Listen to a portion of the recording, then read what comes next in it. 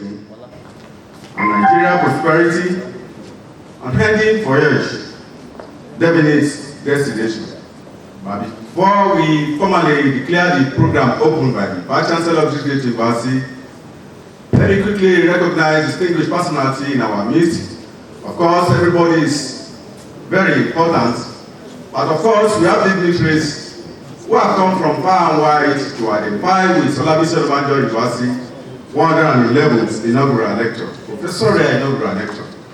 Thank you very much. On this note, I want to quickly recognize in our midst the Vice Chancellor of OLABISI University, Ibadan, Professor Adeniyi Olatubosun, SAN. Please put our hands together for him.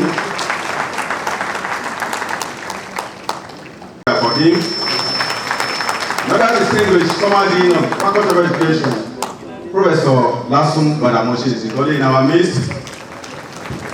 Another distinguished former council member of this great university, Professor Pani from Obafemi Awolowo College of Health Sciences.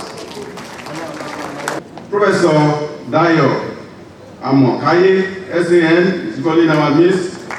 Professor K.O. Amusa, we recognize your presence. Professor Pius Olariwaju is equally in our midst.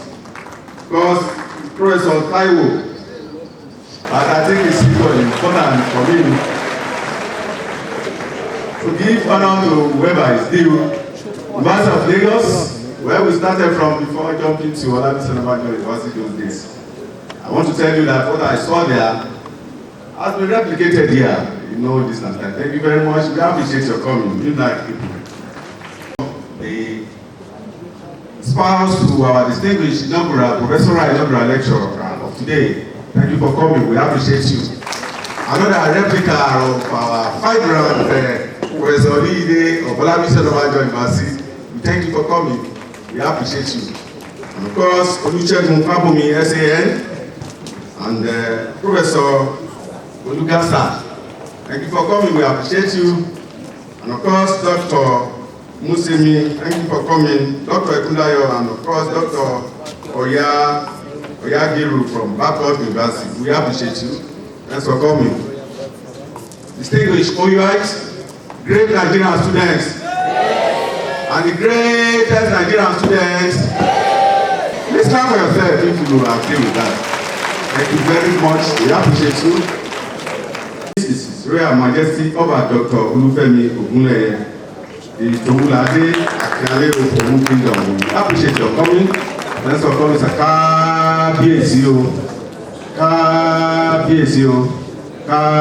KBSO. Also, in his entourage is the Royal Majesty Oba Kayode Faluade Adesina, the Olu of Ibogun Balogun Owu Kingdom. We appreciate your coming. And of course, Chief Shola Akinsipo, the Akogun of Owu Kingdom. We appreciate you for coming. Thanks so much. Next to him is the Dean Faculty of Agriculture and Management and Rural Development, Professor Deran Awotide. Professor Deran Awotide is followed by another distinguished Dean Faculty of Arts, Professor Samson Dari. Next to him is the Dean Faculty of Pharmacy, Professor Latif Saka Kasim. Please, can we give them a round of applause? It's followed by the Dean Faculty of Clinical Sciences, Professor Babatunde Ayoade. Because next to him is the Dean Faculty of Basic Medical Sciences, Professor Mrs. Anotu Deji Agbola. Please give him a round of applause. That is spouse of the Vice Chancellor of this great university. Another round of applause for him, for her. The Dean Faculty of Science, Professor John Abidemi Laoye. Followed by the Acting Dean Faculty of Law, Dr. Bade Akinrimade. That's the host Dean of today's inaugural lecture. It's followed by the Dean Faculty of Education, Professor Yekini Abutimeni. Next to him is the Dean Faculty of Administration and Management Sciences, Professor Muse Cholanke. Followed by the Acting Provost College of Engineering and Environmental Studies, Dr. Bashir Odufua. Next to him is the Provost College of Agricultural Sciences, Professor Adewale Onosoya. Next to him is our mom, Provost Obafemi Awolowo College of Health Sciences, Professor Mrs. Musili Petruga. followed by the Provost Postgraduate School, Professor Olusesan Award. Also, the Dean Faculty of Social Sciences, Professor Ayodele Odunlami is musically in the profession. Next to Professor Award is the sponsor of this university, Mr. Semi Mujaid, FCA, University Librarian, Dr. the Acting University Librarian, Dr. Mrs. Suwemimo Adekunmisi, Registrar of this great university, Mr. Femi Ogunmoju, represented by Mr.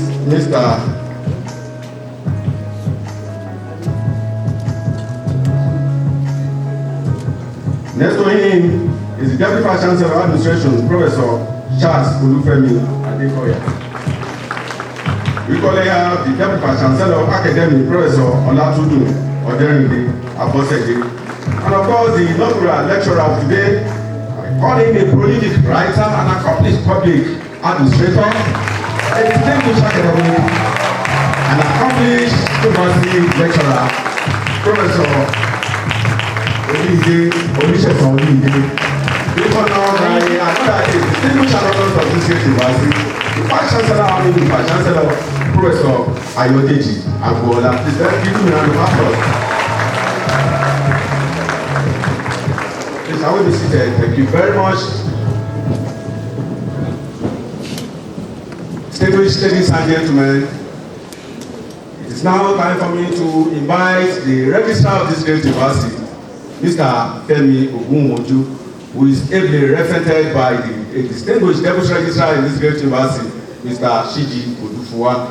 Please step forward and invite the Vice Chancellor of this great university, Professor Ayodeji Agbola, to declare the 111th Professorial Inaugural Lecture open. Professor Ayodeji Agbola to declare the Inaugural Lecture open.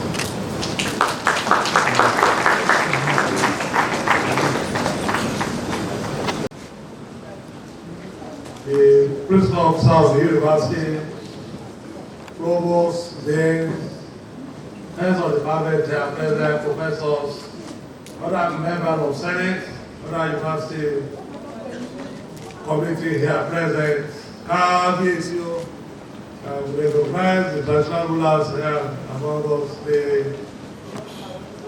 family of the inaugural lecturer, distinguished ladies and gentlemen. On behalf of Senate of this great university, I hereby declare 111th Inaugural Lecture open. So please introduce the inaugural lecturer today, Mr. Vice Chancellor. Ladies and gentlemen,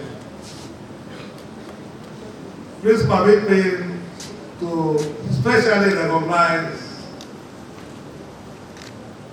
the former Deputy Governor of the state, Alhaji Sefiu Adegboyega Kaka.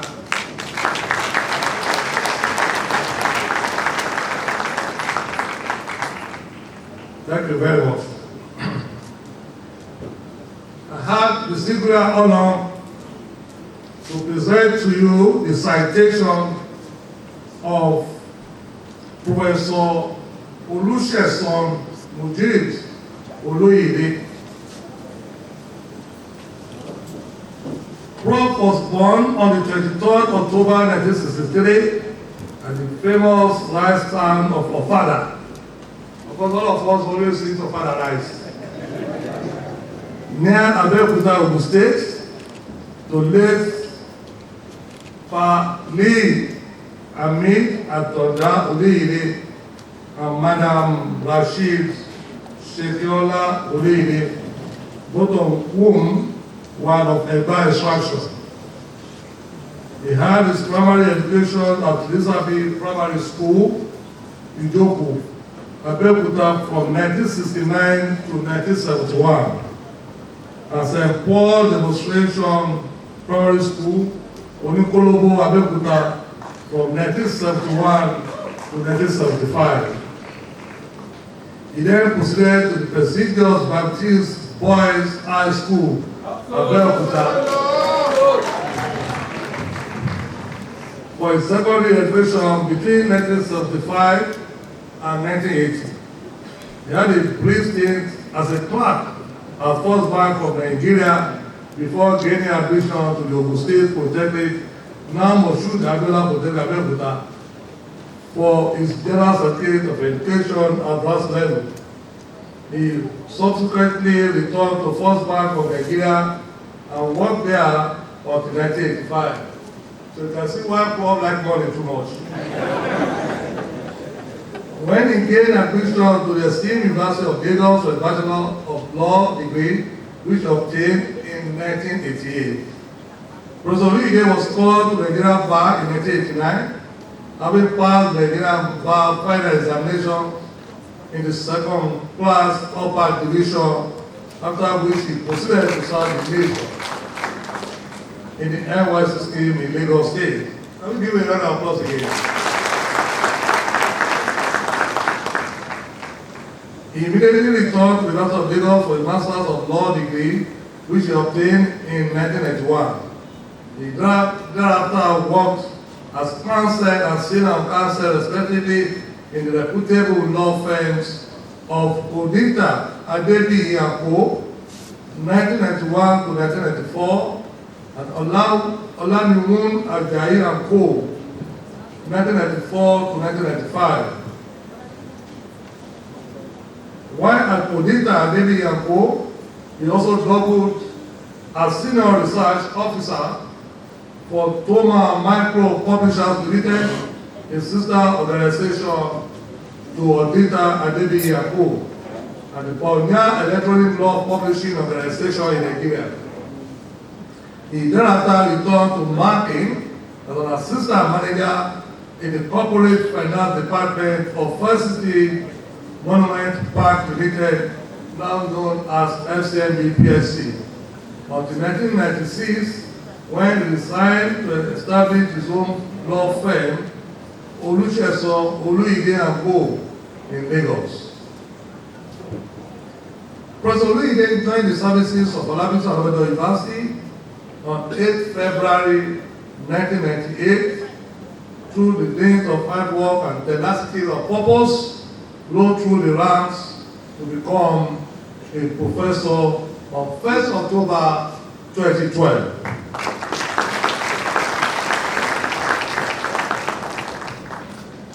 A consummate teacher and researcher, Professor Oluyide has nothing less than 96 publications to study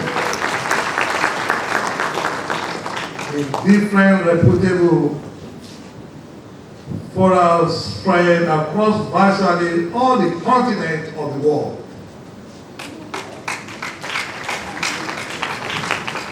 He has assessed about 25 of his colleagues for appointment into the professorial cadre in several federal, state, and private universities across Nigeria. And this includes 1, University of Ilorin, Lagos State University, Osun State University, Ekiti State University, Bangkok University. Don't let me bore you too much, so move on.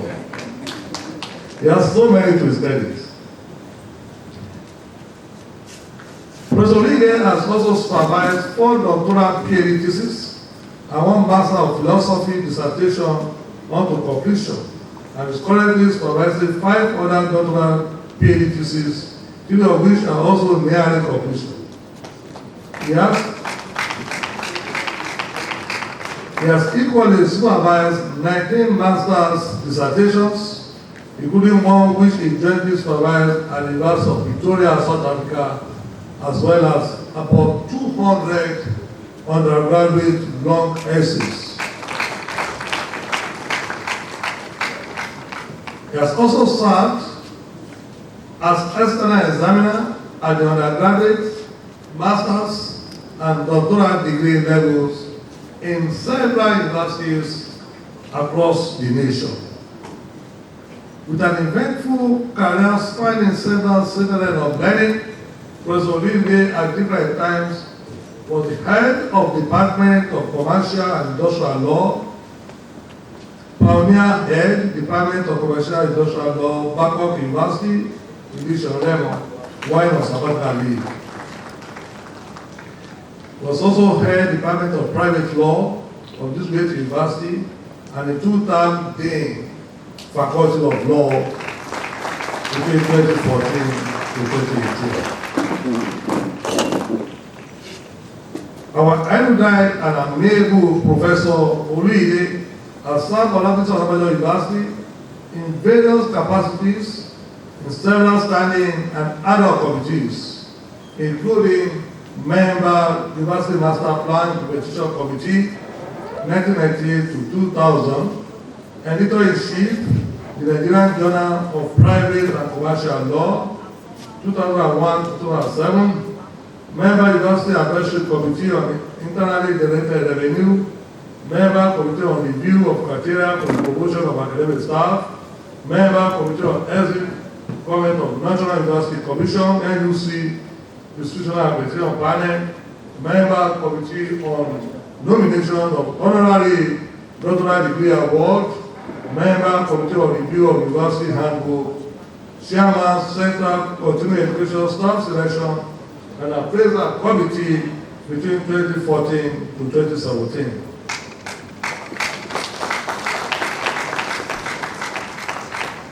In addition, he has also served as University Orator between 2014 to 2018, member Senate Committee on Criteria for the appointment of the occupier of seeking require of the Accreditation Chair in Public Governance in 2015, and member Committee on Selection on the pioneer occupant of seeking require of the Accreditation Chair in Public Governance in 2016, and Chairman University Board of Survey 2018 to date.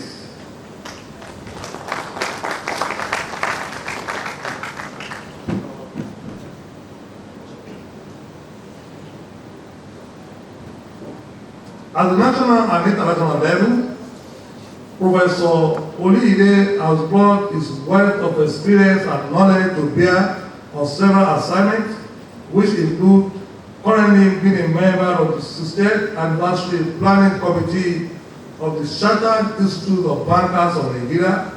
He also served as member Council of Legal Education of Nigeria, member Editorial Board Chartered Institute of Bankers of Nigeria, moderator Chartered Institute of Bankers of Nigeria Examination of Questions 2019 to date, examiners and assessor Institute of Chartered Accountant of Nigeria ICANN 1997 to 2001, examiner and assessor Chartered Insurance Institute of Nigeria, consultant Greenhouse International Professional Resources Development Project, and examiner and assessor Nigeria Institute of Management 1990 to 1998.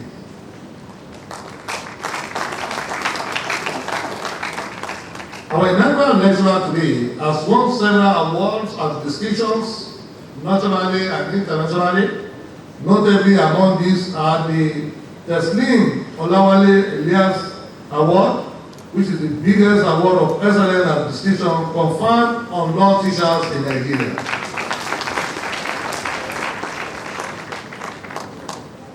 The Nigerian Labour Congress 48th Anniversary Award of Excellence, the Nigerian Law School Class of 1989 Merit Award, and the OSU/OOU Law Alumni Association Special Recognition Award. Professor Oliyide is also a fellow of several foremost Nigerian professional bodies, including the Nigerian Institute of Chartered Arbitration and the Chartered Institute of Taxation of Nigeria. Of course, Professor Oliyide is happily married, which I know, to his sweetheart, Oluyomi Oluyide, and are both blessed with 3 adorable children. Distinguished ladies and gentlemen, please join me in welcoming the inaugural lecturer of today to the podium to deliver 111th inaugural lecture of this university. Thank you very much.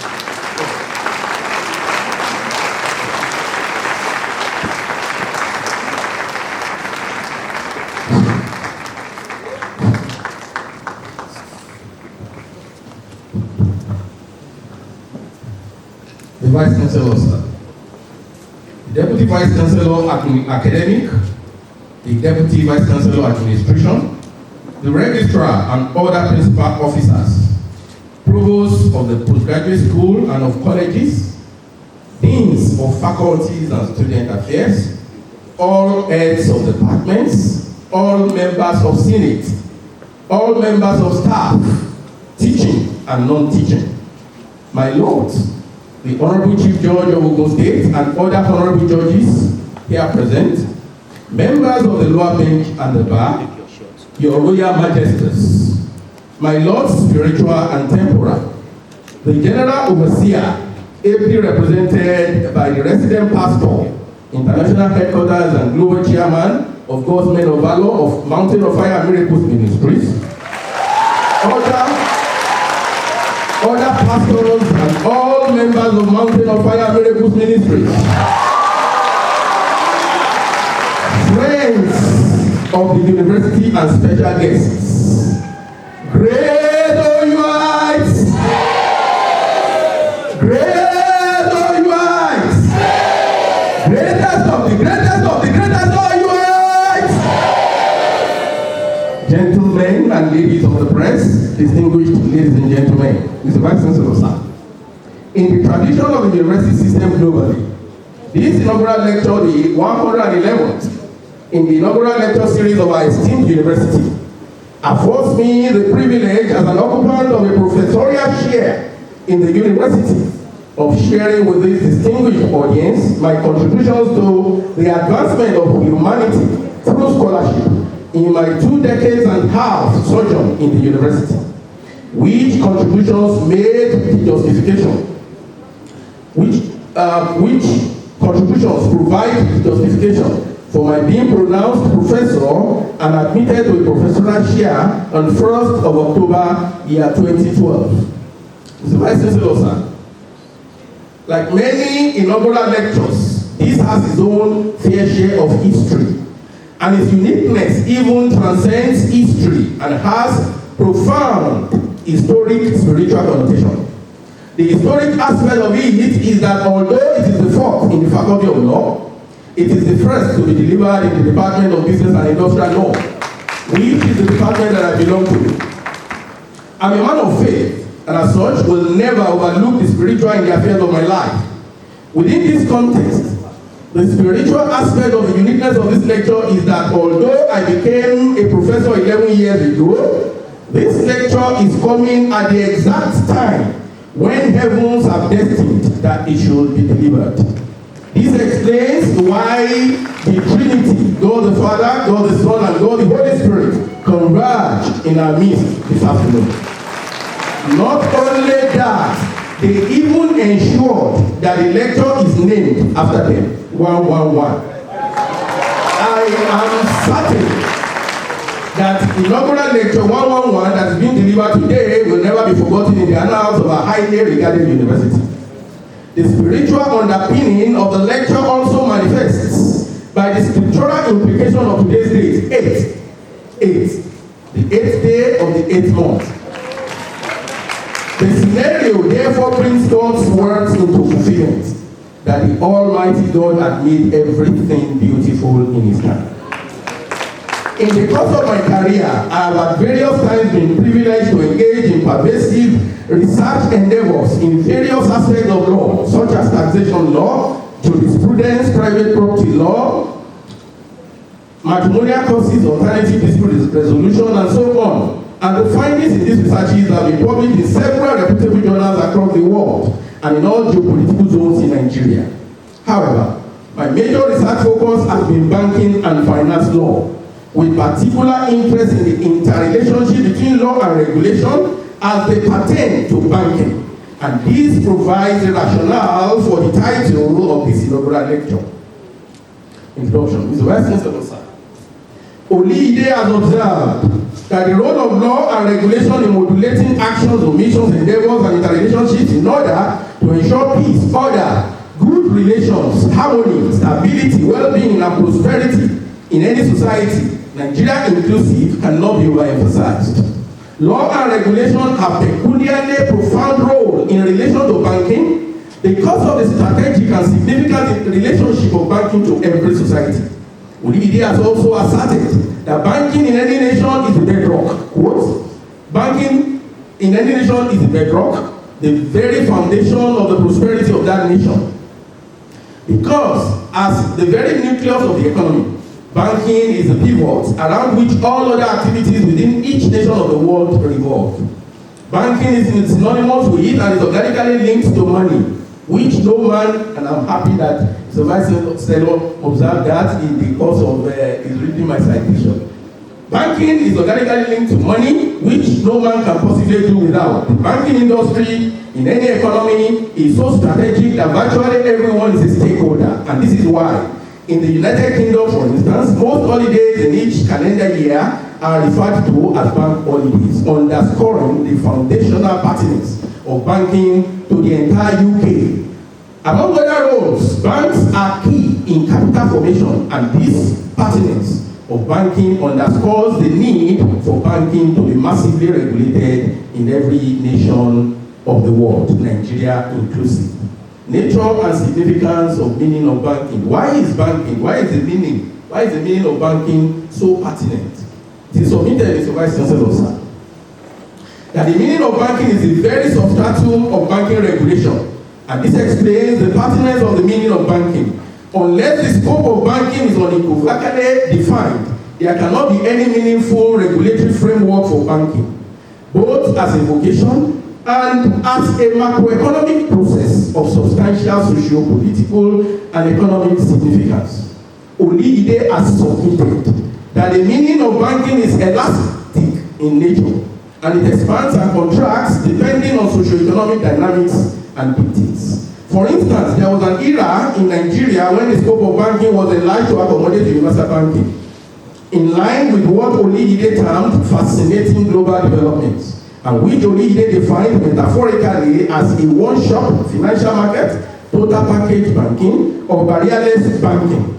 Edo and Mason also describe it allegorically as supermarket banking and cradle-to-grave concepts, respectively.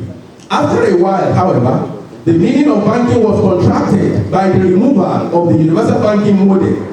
Within the context of the universal banking initiative, the scope of the meaning of banking was so large as to include even the provision of insurance marketing services and capital market business.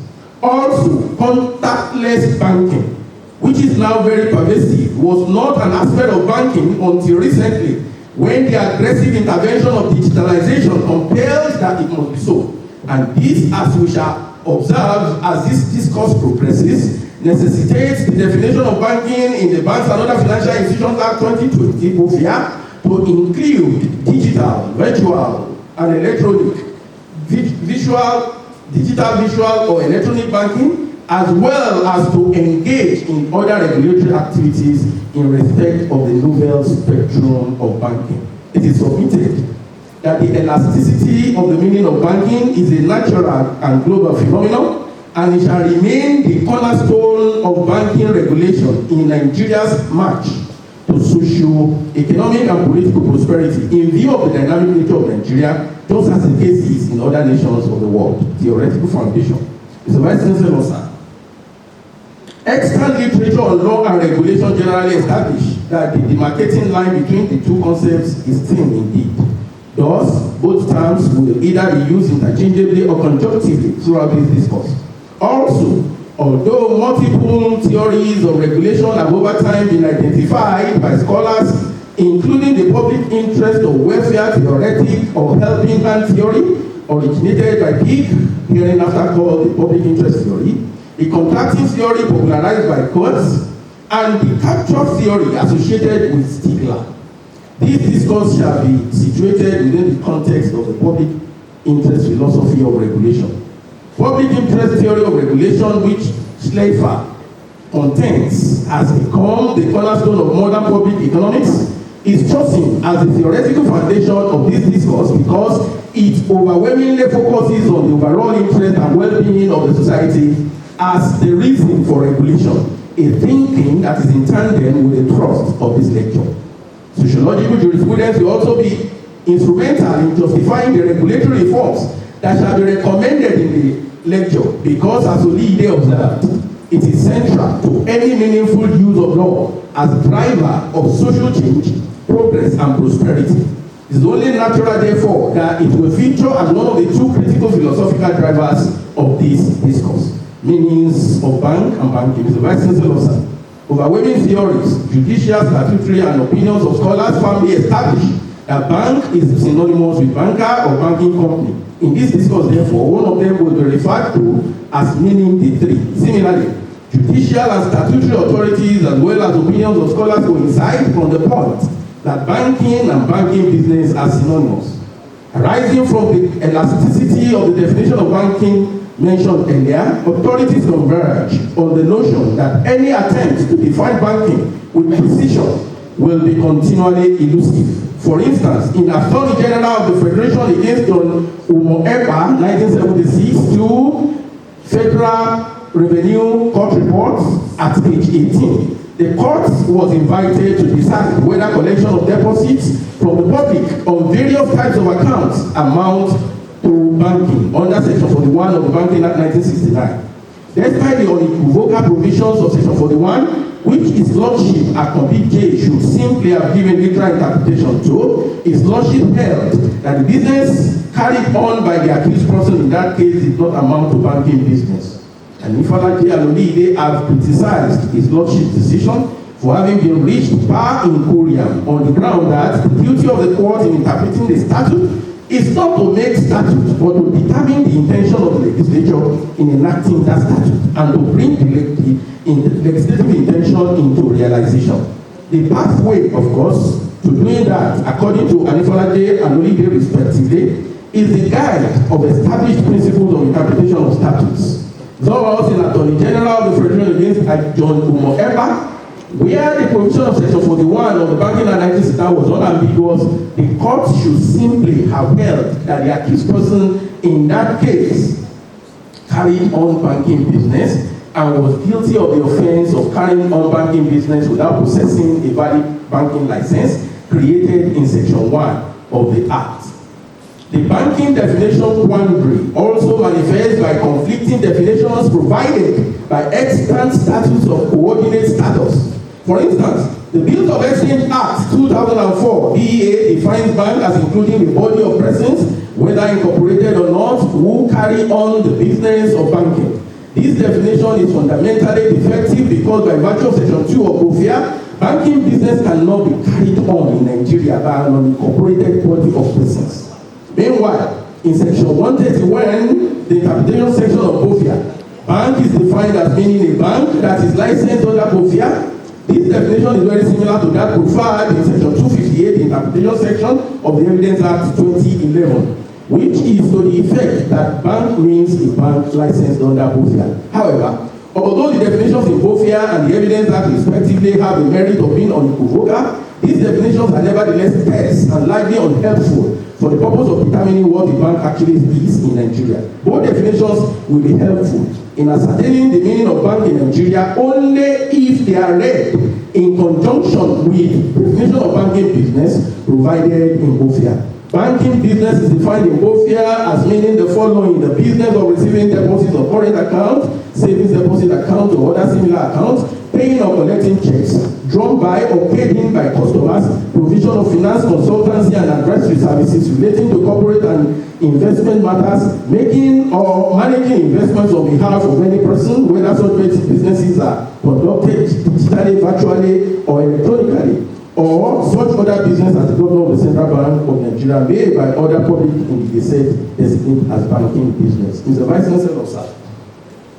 In terms of content and functionality, there is a major flaw in the above definition, which is that the classical business of a bank, that is, granting of loans, advances, and other credit facilities, is omitted in the definition. It is submitted that this fundamental flaw should be remedied by way of an amendment to BOFIA, taking a cue, for instance, from the definition of banking business provided in the Banking Law 2004 of Mauritius, which unequivocally contains this classical and pertinent business of a bank. Despite this big statutory pitfall, however, it is incontrovertible that in practice a chief component of the business of banks in Nigeria is the granting of loans, advances, and other credit facilities. And this argument is accentuated, although implicitly, by several other provisions of BOFIA, such as Section 17 and Section 19 of the Act. A pertinent issue at this juncture is how is the issue of the conflict between the Bills of Exchange Act and BOFIA regarding the definition of banking resolved? Knowing that both statutes are of coordinate status, it is submitted that resolution of this conflict is by applying the age-long principle, which is so endemic and pervasive that Blackstone described it as a principle of universal law, namely, leges posteriores pares contrarias abrogant, which literally means latter laws abrogate earlier contrary ones. Pursuant to this principle, therefore, BOFIA, being the latter of both statutes, its provisions regarding the meaning of banking must be taken to have abrogated the meaning of banking in the Bills of Exchange Act.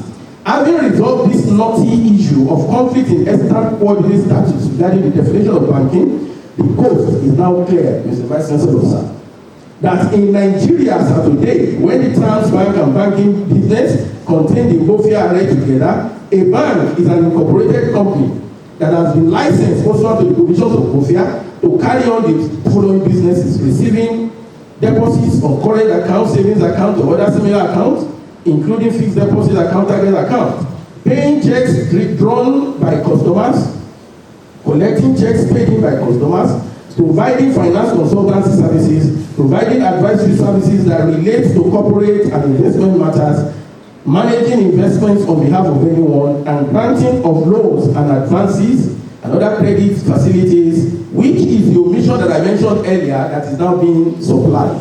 And finally, doing such other things as the governor of the central bank may, by order published in the Gazette, designate as banking business. Bank as a concept of law and economics. Mr. Vice Chancellor, sir. While the definition of bank and banking with precision appears to be so controversial, recondite, and incongruous as to qualify as war of amalgam, it is incontrovertible at all that a bank is both a concept of economics and of law. The bank is a concept. The bank as a concept transcends the realm of law and occupies a pristine position as a term of economics. Was accentuated by the House of Lords England in Banbury against Bank of Montreal, where a court enthused that the limits of bankers' business cannot be treated as if it were a matter of pure law. And by Salmon J. in Wood against Martins Bank, when his lordship surmised that the limits of a banker's business cannot be laid down as a matter of law. As a concept of economics, bank classically refers to a financial intermediary that is intertwined between depositors or investors of money, the surplus unit of the economy on the one hand, and borrowers, the deficit unit of the economy on the other hand, in a process that is known as financial intermediation, a very fundamental process indeed.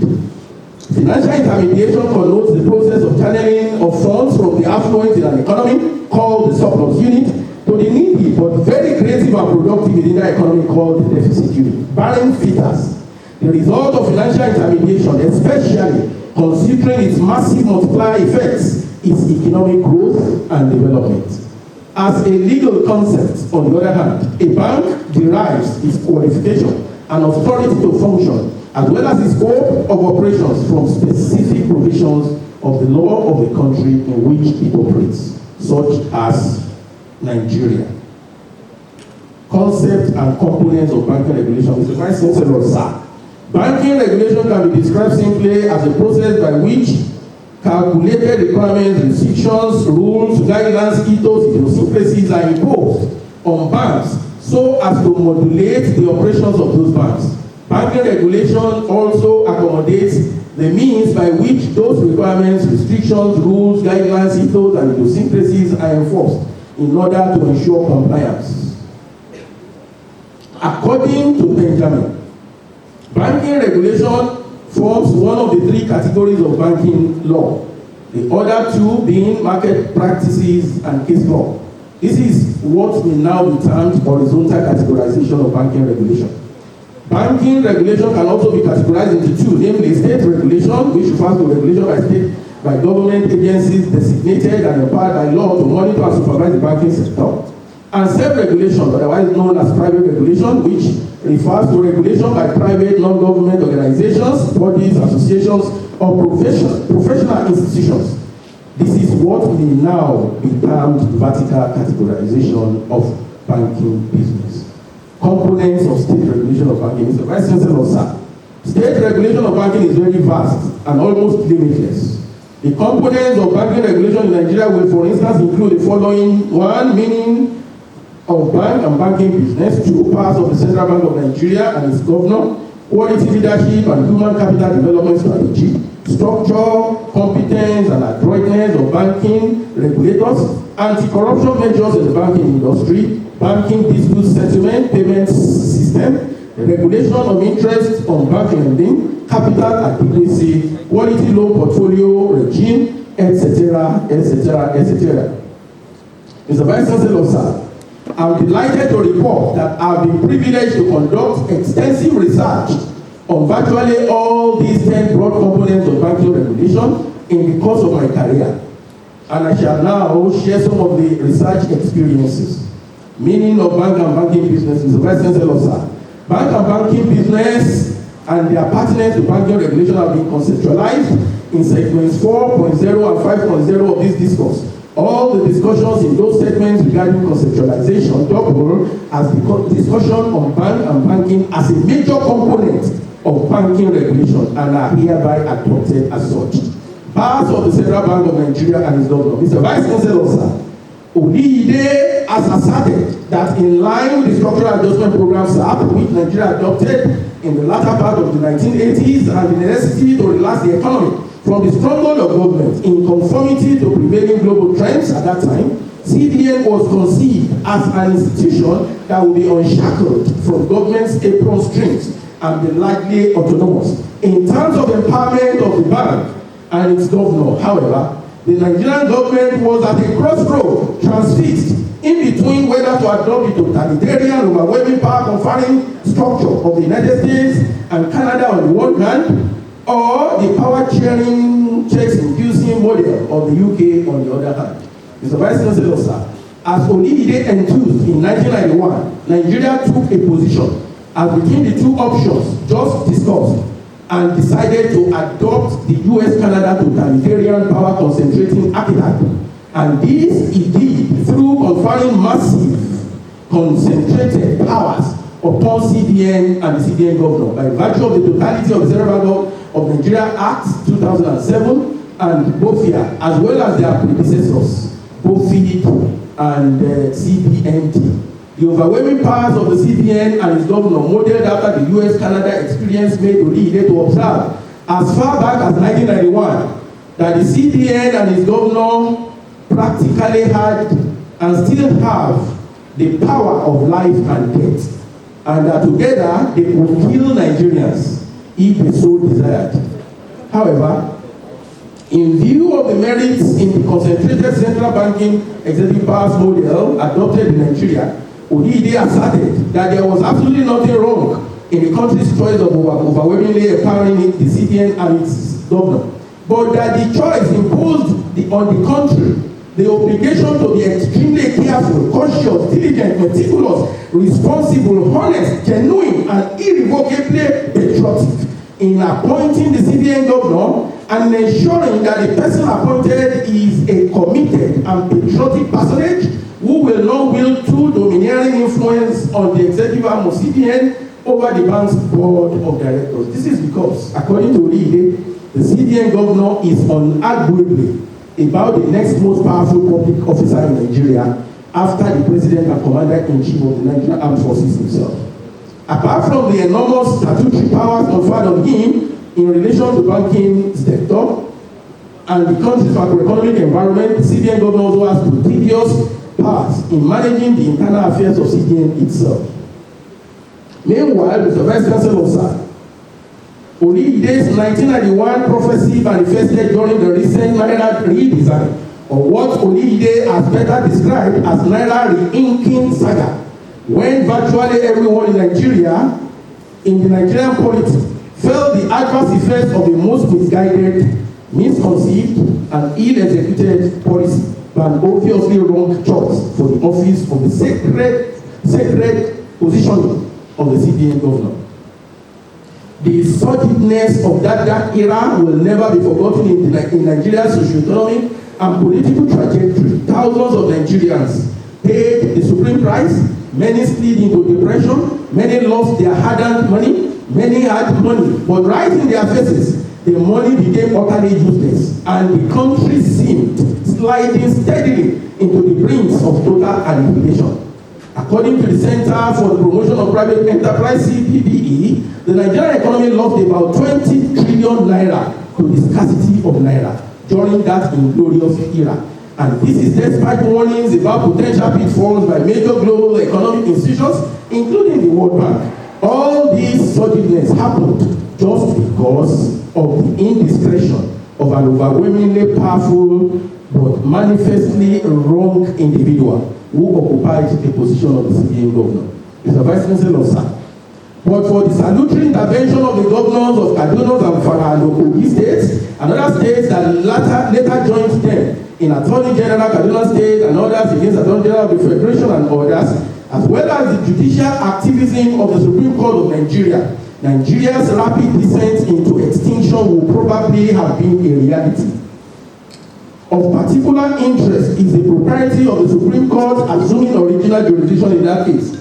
Mr. Vice Chancellor, sir, I wish to bring to your notice now that at this point in time, my colleagues and very close associates all over Nigeria who knew that I had preference for banking law kept calling me about my opinion on this matter at this point in time. And I'm sure some of them are there, learned senior advocates of Nigeria, some of them are right here. I'm happy to announce to this august audience what my reaction to my colleagues at that point in time was. The thrust of the argument of the opponents of the Supreme Court assuming original jurisdiction was that CBN, being the epicenter of the whole saga, purportedly acting within the purview of his powers in Section 20 of CBNA. The matter was not, strictly speaking, a dispute between states and the federal government as federating units within the Nigerian Federation. Thus, according to them, the original jurisdiction of the Supreme Court could not be invoked in line with Section 2321 of the Constitution of the Federal Republic of Nigeria 1999 as amended up to 2023, herein after called the Constitution, with respect, however. That argument was rather myopic, pedantic, and weak, because that matter was strictly a dispute between the federal government, represented by the president on the one hand, and the applicant states, represented by their governors on the other hand.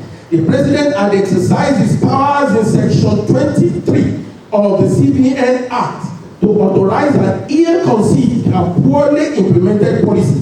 The president and the federal government were therefore answerable for the consequences of that action, simply stated. On the other hand, Kaduna, Kogi, Zamfara, and the other states that were applicants in that case had been confronted by existential threats occasioned by despair, agony, gloom, anguish, poverty, hunger, and pains caused by a clearly malevolent policy and exacerbated by its bad implementation. Thus, the Supreme Court rightly assumed jurisdiction in that case, living up to its bidding as being a policy court whose duty is to dispense justice so as to uphold the peace, continuing existence, stability, and prosperity of Nigeria. Assumption of original jurisdiction as well as the decision of the court in that case cannot therefore be faulted anyhow. That Mr. Emefiele was an obviously wrong choice for the office of CBN governor was also demonstrated by seeming sacrilege of attempting to contest for the office of president of Nigeria as a sitting CBN governor.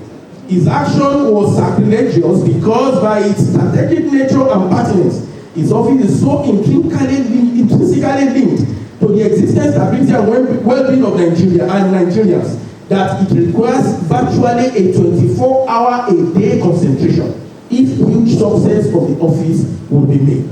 Mr. Emefiele's action was equally a clear infraction of Section 9 of the CBN Act, which compels the CBN governor and deputy governors to concentrate fully upon the discharge of the duties of their offices. Mr. Emefiele's action was thus a major distraction from the very essence of the sacred office of CBN governor, and it was glaring that the action would have monumental propitious effect on the economic, social, and political conditions of Nigeria and Nigerians. Mr. Vice Chancellor, sir, may Nigeria never fall into the error of appointing such an unsuitable person as CBN governor as Mr. Emefiele ever again. It is submitted that guarantee of Nigeria's continuing prosperity is dependent upon the successive appointment of most suitable persons, round pegs in round holes, into office as CBN governors. And it is suggested that henceforth every Nigerian must show sufficient interest in who occupies that exalted office. The National Assembly, as the representatives of the Nigerian people, must also take the gauntlet and demonstrate diligence, commitment, character, and high sense of responsibility in screening any presidential nominee to that office and in discharging their oversight functions over CBN. The era of the anomalous and pedestrian practice of take a bow regarding the legislative screening of a potential CBN governor must go for good. In the alternative, Mr. Vice Chancellor, sir, it is submitted that because the board of directors of CBN ought to be an oversight body to the bank's executive management, there is need to amend CBNA, the CBN Act, in order to state unequivocally and with precision the oversight responsibility of the CBN board, and not make mere sweeping and test statements in that regard as the position currently is. Also, for a better corporate governance practice, prevention of conflict of interest, regulatory integrity, and transparency, as well as a more result-oriented and effective board of directors, it is important to clearly separate the board of directors of CBN as supervisory and regulatory body from the management of CBN itself.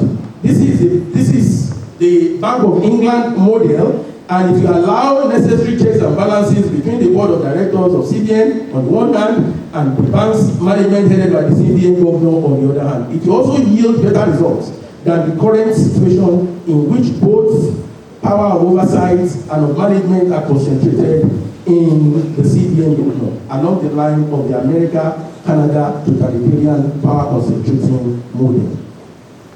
Quality leadership and human capital development. Mr. Vice Chancellor, sir, the imperative of competent, efficient, highly knowledgeable, visionary, honest, and result-oriented management of a bank to the virility, vibrancy, soundness, and continuing progress of the bank cannot be overemphasized. Unfortunately, the Nigerian banking sector has been plagued by depth of such desired management, or how else would one explain the high rate of bank failures in Nigeria since the 1940s? Most of the challenges that have bedeviled banking regulation in Nigeria and have fortified the Nigerian banking sector from inception to date are traceable to management crisis arising from low quality manpower in that sector. This is because the fact that the sector by its uniqueness should thrive on public confidence and trust makes it more imperative.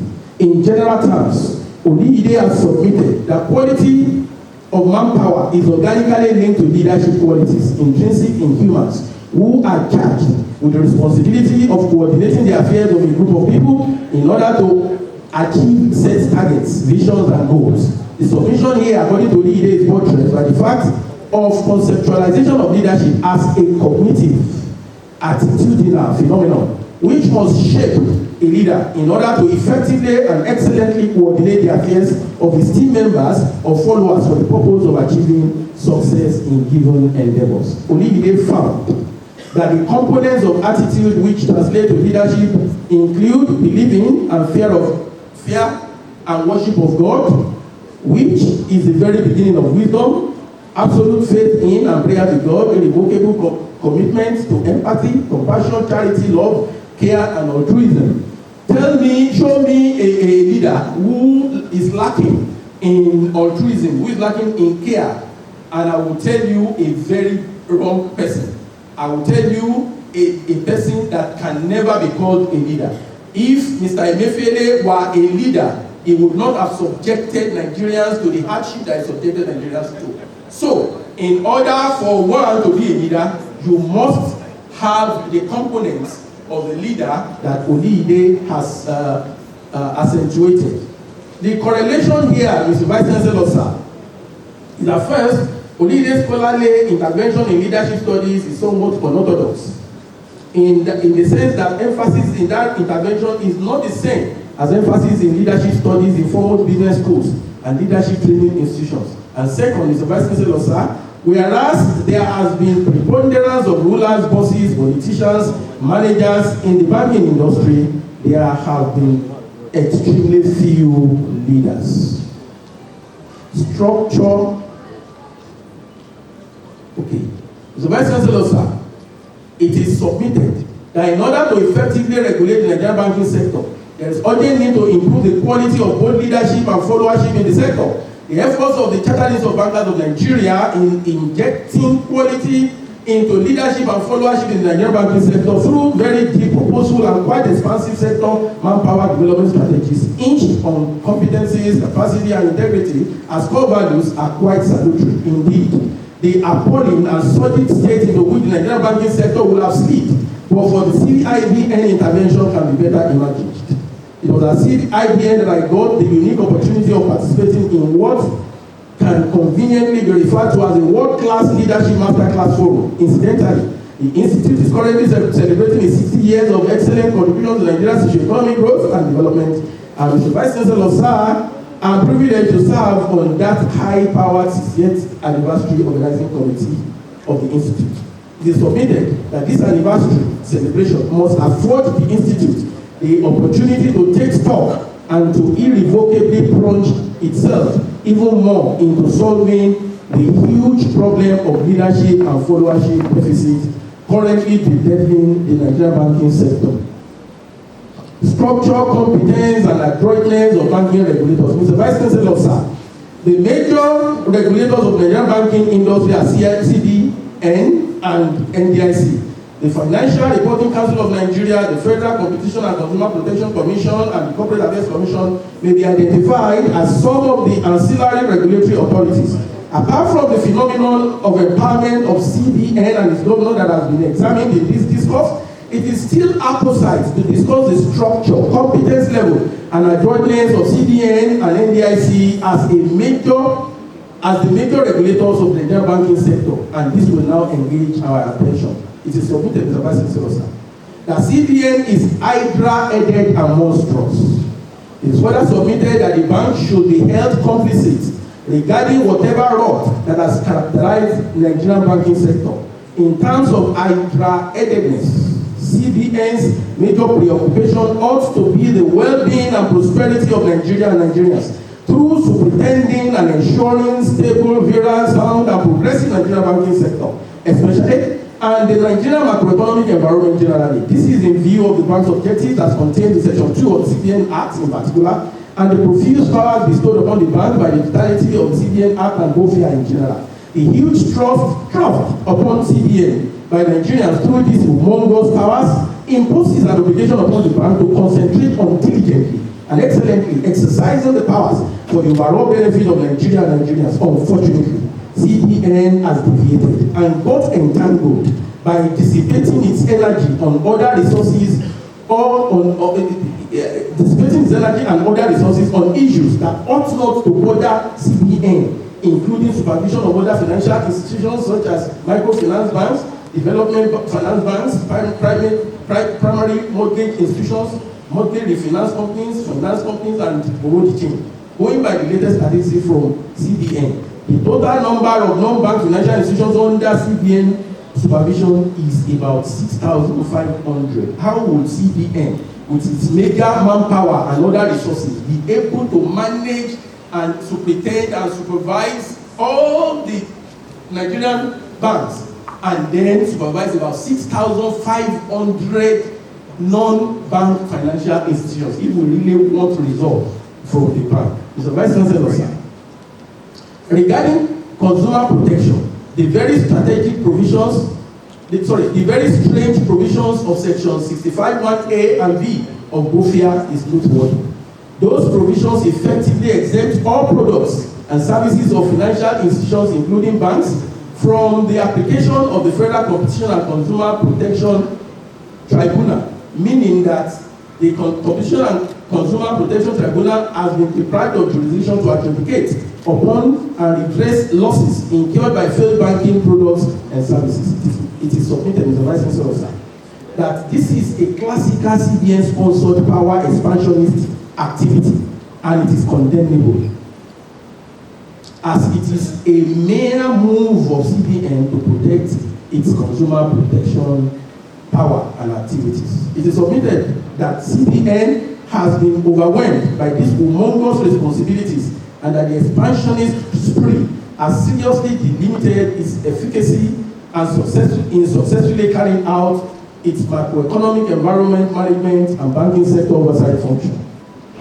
Against this backdrop, Mr. Vice Chancellor, sir, it is submitted that the time to unbundle CBN is now, as a way of making the bank much more virile and result-yielding in terms of banking regulation, monetary stability, and general macroeconomic management, and for the overall prosperity of Nigeria and Nigerians.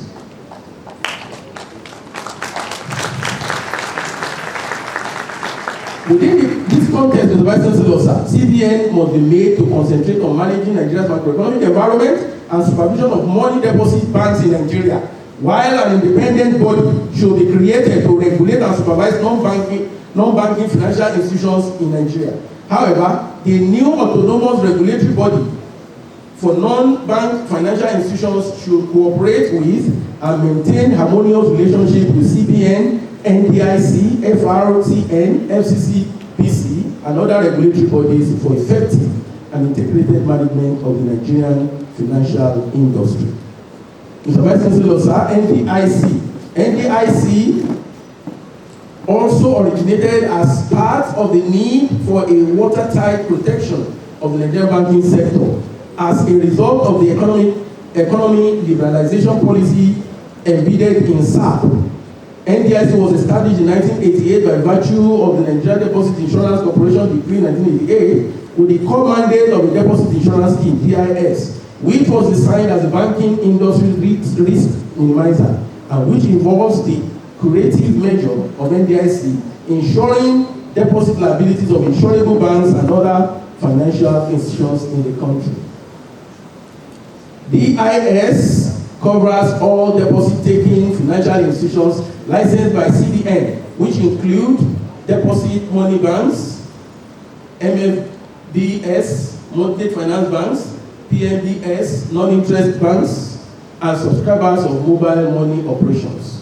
NDIC currently provides cover to 27 DMBs, 918 MFBs, 34 PMBs, and NIBs. However, DIS does not cover investment in cryptocurrency and other virtual monies.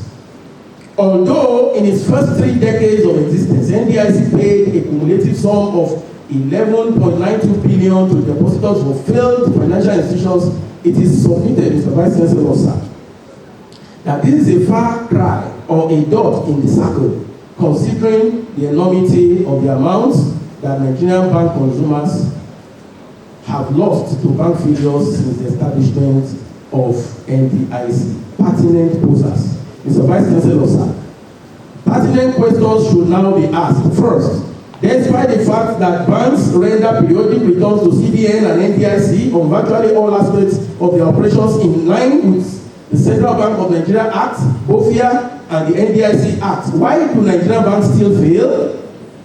Despite the fact that CBN and NDIC engage in routine, special, and target examination of banks, why do Nigerian banks still fail?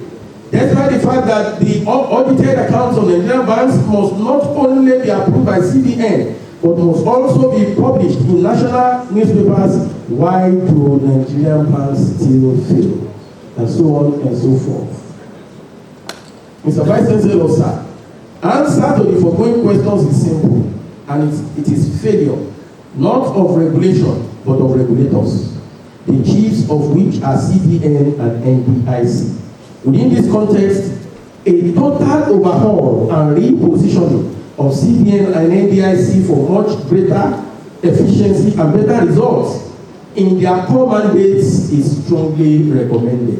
And it is gratifying, Mr. Vice Chancellor, sir, to note that after this lecture had gone to the press, the federal government of Nigeria took very bold steps in the right direction by appointing a very tough Nigeria to conduct forensic investigation into the CBN. And of course, just a few days ago, the federal government has also said it's going to audit CBN. These are right steps in the right direction, and they are in tandem with the recommendations in this lecture. The submission that has just been made,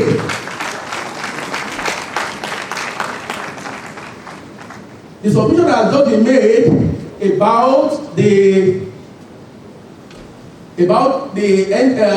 CBN on the one hand and NDIC on the other hand, particularly in relation to disharmony, is corroborated by the recent vituperation of the incumbent chairman of the NDIC board, asking President Bola Tinubu to probe the passage of the NDIC Act 2023 on the allegation that the bill, as accepted to, was really a bill of MFLA and not the bill of the National Assembly. Vindictive and malicious allegations of financial fraud. Infraction of banking regulation is bad, but abuse of regulatory powers by CBN and NDIC is much worse. Abuse of regulatory powers manifests, for instance, through vindictive, oppressive, and biased allegations of regulatory infractions against banks, the cases of Savannah Bank and Intercontinental Bank being very good examples. Although, as the defunct Federal Supreme Court held in Merchants Bank Limited against Federal Minister of Finance, banking license is a privilege and not a right, yet revocation of banking license must be done exercising high level of caution, responsibility, and bipartisanship. CBN must therefore eschew vindictiveness, whim, and caprice in exercising its discretion to revoke banking license. Mr. Vice Chancellor, sir, the Nigerian banking sector is the headquarters of corruption in the country. The rationale for this assertion is that although the sector is still exclusionary in the sense that substantial cash transactions still do not pass through the system, nevertheless, it is virtually impossible for those who engage in high volume corrupt practices in both public and private spaces not to pass through the banking sector. It follows that there must be high profile connivance between those who engage in corrupt practices in both public and private sectors on the one hand, and bank officials on the other hand, for such practices to thrive. A long chain of experiences underpins the assertion that Nigerian bank officials help corrupt persons escape punishment by turning banks into safe havens for stolen monies, insulated from the prying eyes of law enforcement officers. Overview of variants of anti-corruption legal strategies. Mr. Vice Chancellor, sir, Nigeria is replete with various statutory initiatives against corruption in the banking sector. However, despite these initiatives, very salutary, commendable initiatives, corruption in the banking sector is unabated. As a matter of fact, it continues to grow. What then is the problem? Critique of anti-corruption legal strategies in the banking industry. Mr. Vice Chancellor, sir, the foregoing expose establishes that there is a plethora of audacious and quite salutary and robust statutory framework for combating the monster of corruption in the Nigerian banking sector.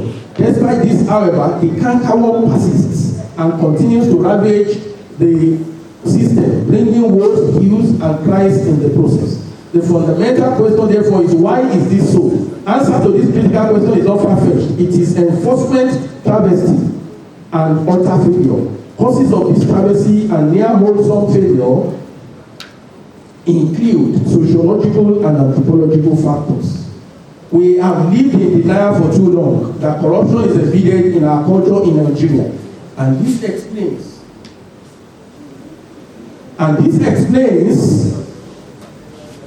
why the cankerworm persists. In accentuating sociological and anthropological foundation of corruption, OLIYIDE and ODECU situated the challenge within the context of verifiable names and aphorisms, which place extraordinary premium on money. Such names and aphorisms including Olówolaga, Olówolayewo, Olówó Òkèrè, ẹni tí ó bá yọkùnrin kí ẹ gbówó fún, olówó ń sọ̀rọ̀ tálíkà lóhùn láì díà ọ̀rọ̀ tí owó bá ṣe ti ilẹ̀ ló ń gbé olówó sòkè dilẹ̀ olówó ṣe ohun gbogbo tán ìyà ni yóò di ọmọ tálíkà ká ẹni tí kò lówó kò lè bá wa dáṣà and so on and so forth. On their part, Mr. Vice Chancellor Sir, Oliyide, Akinwade and Oliyide likened this sordidness to what they called man's inhumanity to man through egocentrism or deep-seated avarice, a syndrome that is otherwise colloquially called me and my family, or I better pass my neighbor. Akinwade and Oliyide further trace this despicability to the inglorious transatlantic slave trade era, when rulers and other society's men of influence, because of money and other material possessions, betrayed the golden trust of their people by selling them into slavery in most bizarre, gruesome, and quite heinous circumstances. Other causes of tragedy or failure of anti-corruption legal regime in the banking sector are future financial uncertainty owing to imperfect pension management framework, confusion and quagmire regarding which regulatory agency of government has power to arrest, investigate and prosecute for economic crimes, a foundational challenge with Oliyide and Abiri Franklin called fatality of needless dichotomy between violence and economic crimes, and the levity with which economic crimes, including bank frauds, are treated in relevant statutes and by the courts. Near irreconcilable disharmony among bank, anti-corruption, law enforcement agencies, SEC fighting CBN, CBN fighting NDIC, EFCC fighting CCP, and indeed all other agencies fighting EFCC, and so on and so forth. Distinguished ladies and gentlemen, Mr. Vice Chancellor Sir, with regards to financial misstatements, or what is called creative accounting, a major challenge is the extreme fraternity of regulators and banks, which usually ties the hands of the regulators and precludes them from diligently and dispassionately discharging their watchdog responsibilities. Auditors, both internal and external, are also culpable as they appear too subservient to the boards of banks and other corporate organizations, ostensibly owing to juicy perks of office. In many cases, such auditors engage in professional misconduct in the course of discharging their audit function by easily conniving with boards of banks for the purpose of perpetrating financial reporting frauds. Mr. Vice Chancellor Sir,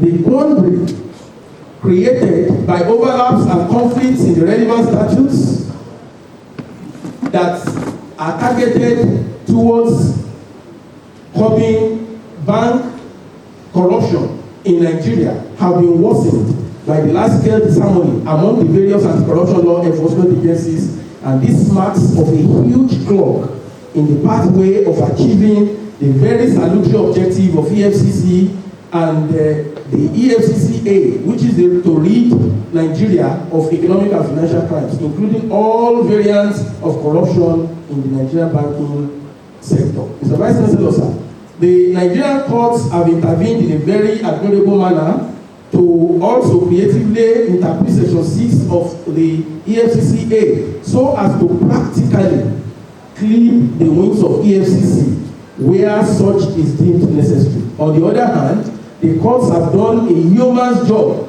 in also protecting the powers that are conferred on EFCCA by the various statutes on anti-corruption in Nigeria.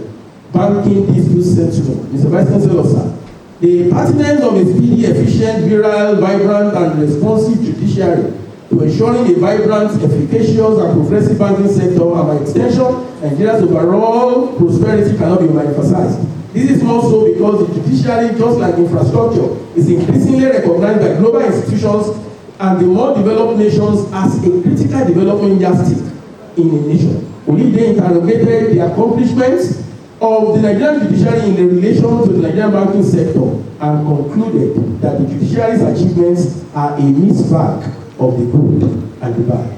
But the findings tilt heavily in favor of the good.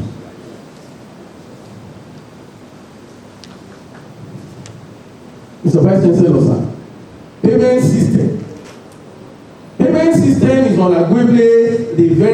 heart of banking because it is the means by which payments are made and without which the fundamental role of financial intermediation of banks cannot be performed.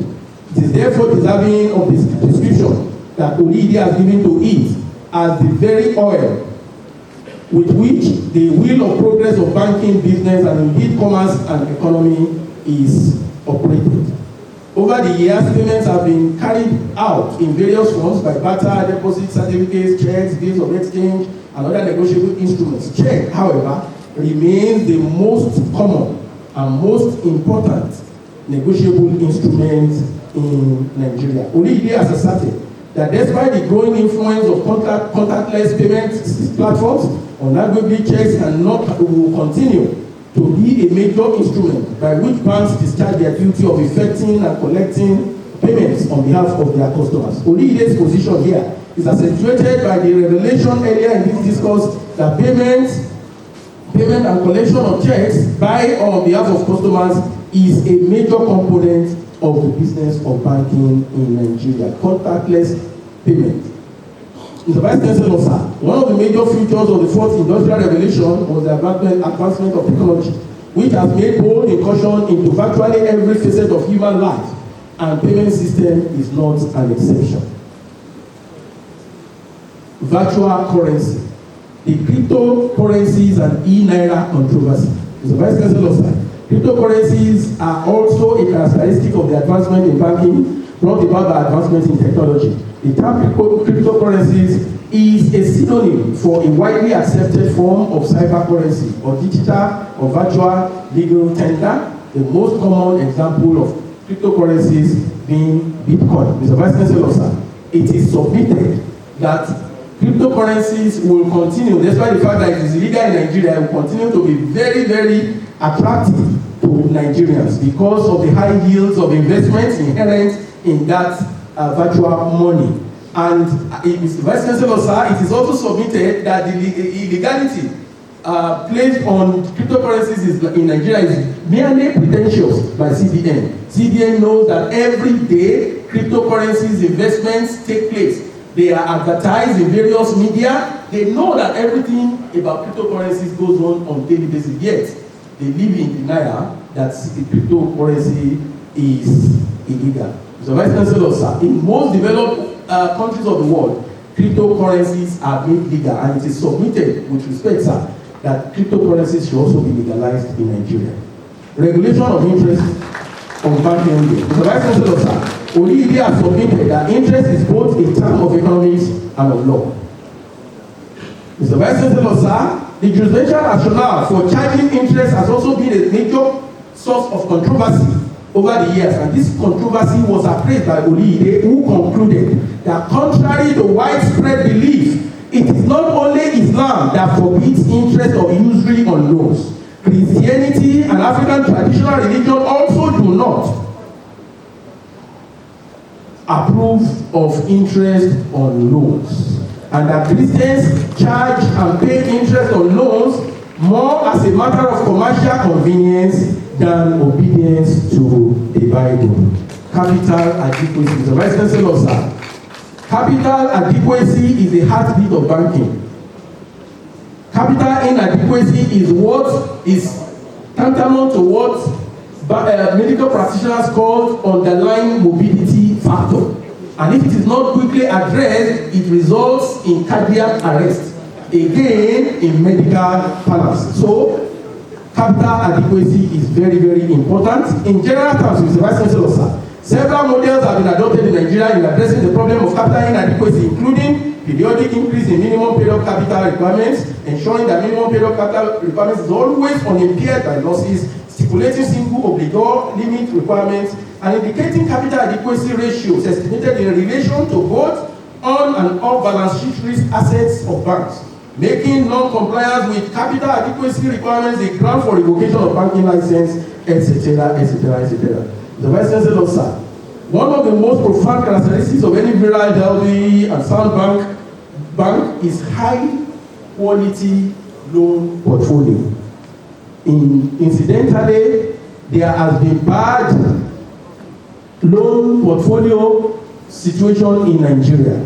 However, very many initiatives have been earmarked towards addressing that problem. OLIYIDE has observed that the successive initiatives targeted at ensuring healthy loan portfolios of Nigerian banks can be broadly categorized into two, namely preventive or proactive measures on the one hand and curative and reactive measures on the other hand. And then, of course, several aspects of both types have been enunciated in the lecture. Self-regulation in banking. So, Vice Chancellor, sir, as observed earlier, self-regulation is otherwise known as private regulation, and it refers to regulation by private non-government organizations, bodies, associations, or professional institutions. And it is to observe, as a Vice Chancellor, sir, that self-regulators in Nigeria have done yeoman's job in terms of their contributions to regulation of banking in Nigeria, CIBN and Bankers Committee, etc., etc., etc. Very importantly, Mr. Vice Chancellor, sir, interrelationship of banking regulation and Nigeria's prosperity. Mr. Vice Chancellor, sir, conceptually, prosperity connotes blossoming, fruitfulness, progress, success, excellence, and similar synonyms. Prosperity even has a scriptural basis. As the Bible says, God wishes above all things that we may prosper and be in good health, even as our soul prospers. The socio-economic dimension of prosperity manifests in increasing contribution to the various economic sectors to the GDP, culminating in continuing increase in the GDP size, as well as development in the various parameters for determining the quality of lives of the people, such as critical infrastructure, progress in the real or manufacturing sector, employment generation, etc., etc. Banking regulation has unending voyage, but definite destination. Mr. Vice Chancellor, sir, although efficacious and seamless performance of financial intermediation function of banks guaranteed by a functional and robust banking regulation regime guarantees economic growth and development, which translates to socio-political development and overall prosperity of Nigeria and Nigerians. It is submitted that this is the definite destination. This is the certain definite destination of banking regulation. It is further submitted to Vice Chancellor, sir, that in reaching this certain destination, the voyage will be unending. Unending because the dynamic and organic nature of societies and circumstances which compare that banking regulation keeps changing in order to keep pace with changes in the society as well as in the banking sector is certain. Within this context, I wish to allude, Mr. Vice Chancellor, sir, to the intense advocacy of OLABISI beginning from mid-1970s on the obsolescence and gross inadequacy of state regulation of the Nigerian banking sector at that point in time, and the necessity for comprehensive reforms. A ferocious refinement effort which OLIYIDE joined in 1988 and which was sustained until government had that clarion call and passed the twin statutes, namely the Central Bank of Nigeria Decree 1991 and the Banks and Other Financial Institutions Decree 1991. OLIYIDE described the latter statute especially as a revolution. It is submitted, Mr. Vice Chancellor, sir, that the unending nature of banking regulation will always attract similar inspiring calls for reforms, as well as state response to such reforms. Mentoring, Mr. Vice Chancellor, sir, I have in the course of my career taken particular delight in and have contributed my quota to mentoring and otherwise encouraging my colleagues towards a path of development and self-actualization. Within this context, I'm happy to report, Mr. Vice Chancellor, sir, that I've collaborated in one way or the other with several of my colleagues, seniors, contemporaries, younger ones across many law faculties in Nigeria, especially through various collaborative research endeavors. I've also been privileged to assist 25 of my colleagues across several universities in Nigeria for promotion to the professorial cadre. Furthermore, I have supervised 4 PhD theses unto completion, and I'm currently supervising 5 others, 3 of which are at very advanced stages. Finally, in this regard, Mr. Vice Chancellor, sir, I have been opportune to act as external examiner in respect of 3 PhD theses at my alma mater, the great University of Lagos. Conclusion.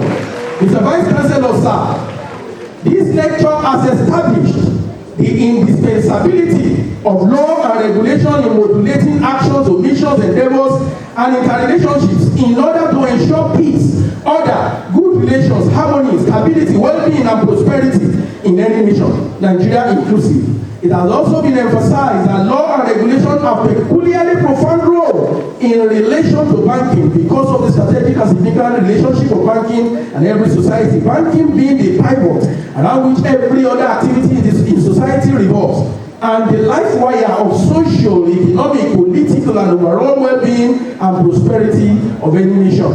It has also been underscored, Mr. Vice Chancellor, sir, that this significance of banking is the rationale for massive banking regulation in every nation of the world, Nigeria inclusive. Banking and banking regulation have also, as fundamental terms of banking regulation, have also been conceptualized. It has been observed that banker, and banking company are synonymous, etc., etc., etc.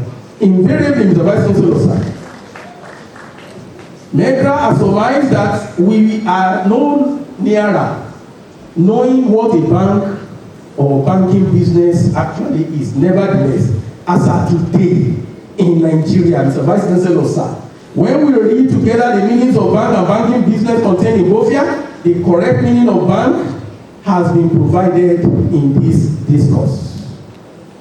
Finally, Mr. Vice Chancellor, sir, 25 multidimensional recommendations for reforms in the banking law and regulation regime in Nigeria have been advanced.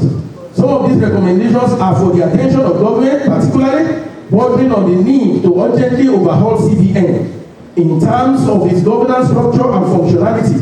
Other recommendations are for the attention of the regulators of the Nigerian banking industry, the Nigerian judiciary, the Nigerian banks, and Nigerian legislature. Because of time, Mr. Vice Chancellor, sir, I shall quickly read just one or two of the recommendations. One, the power to appoint the CBN governor is vested in the Nigerian president, and that appointment is subject to the approval of the National Assembly. In exercising that power, Mr. Vice Chancellor, sir, the CBN governor, the president of Nigeria must be conscious that he is practically handling the power of life and death over Nigeria and Nigerians to the appointee, and must, in the interest of genuine love of Nigerians, utmost sincerity of purpose, and unmitigated sense of patriotism, ensure that the most suitable person is appointed into that office. Also, in carrying out his oversight function of approving the appointment, the National Assembly must ensure that the nominee of Mr. President is thoroughly scrutinized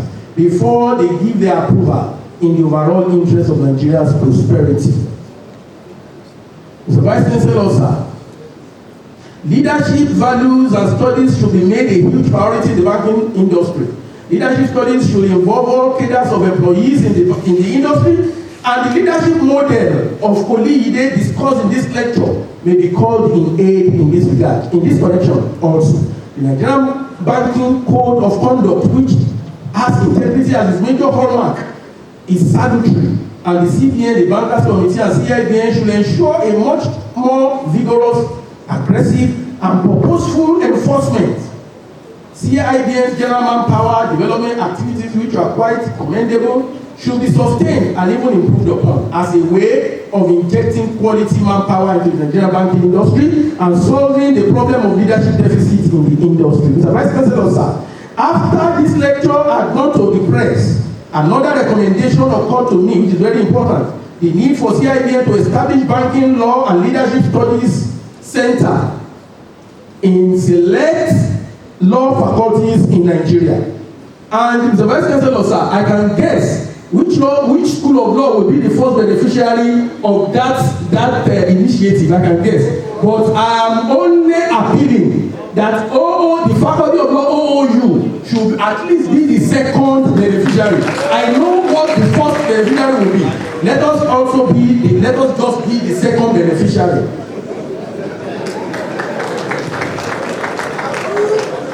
Acknowledgments. Mr. Vice Chancellor, sir, I am the very definition of the amazing grace of the Almighty God. He alone has defined my pathway, ensured my accomplishments so far, and positioned me towards the full fulfillment of my destiny. All honor, adoration, and deep gratitude goes to him for everything regarding my life. His praise will never depart from my mouth until the end of times. I'm indebted in deep gratitude to my biological parents, Paddy Hamid Atonda Oliyide and Deaconess Rachel Shikeola Oliyide, both of blessed memory, for being the citadel, or the channel rather, through which the Almighty God brought me to this world. Apart from giving me enormous benefits of parentage, my parents were my great friends and above all, my destiny helpers. I thank them most profusely for all their deep love and immeasurable sacrifice to make me who I am today. I cannot thank enough Mr. Samuel Olabi Shogobi and Mrs. Janet Shogobi, both of blessed memory and acclaimed disciplinarians in their lifetime, to whom my biological parents entrusted me right from the tender age of 8 years. They operated a private boarding facility at Okelewo in Ibara, Abeokuta, and who contributed immensely towards molding my personality.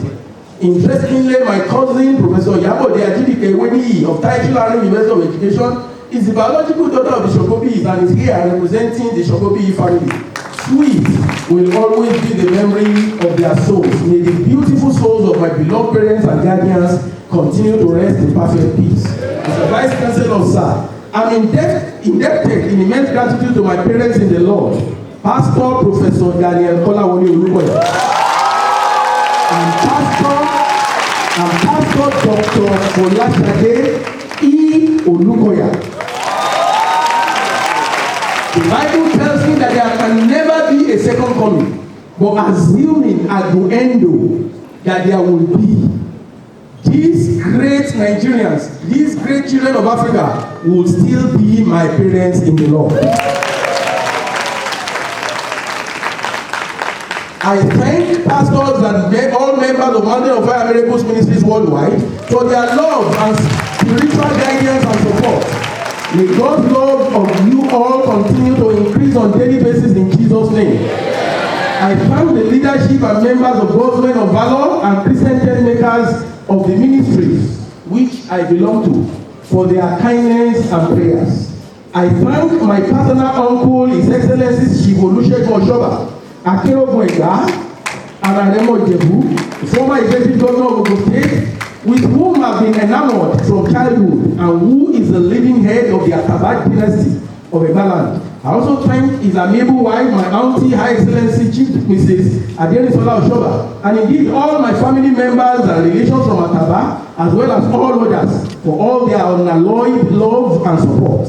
I cannot thank enough the Ogusheton family of Ijeshaland and the Woduni and Doherty families of Ijebuland for giving me gold for a wife.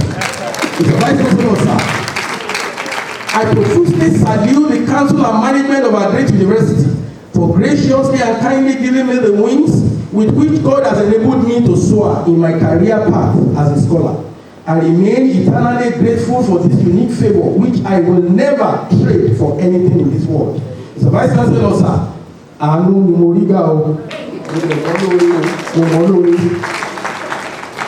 every member of the OU community is my friend, from Mr. Vice Chancellor, the university's arrowhead and alter ego, to the least officers in the university, the cleaners, the drivers, and the artisans. I deeply appreciate everyone for their warm hands of fellowship and support whenever our paths crossed.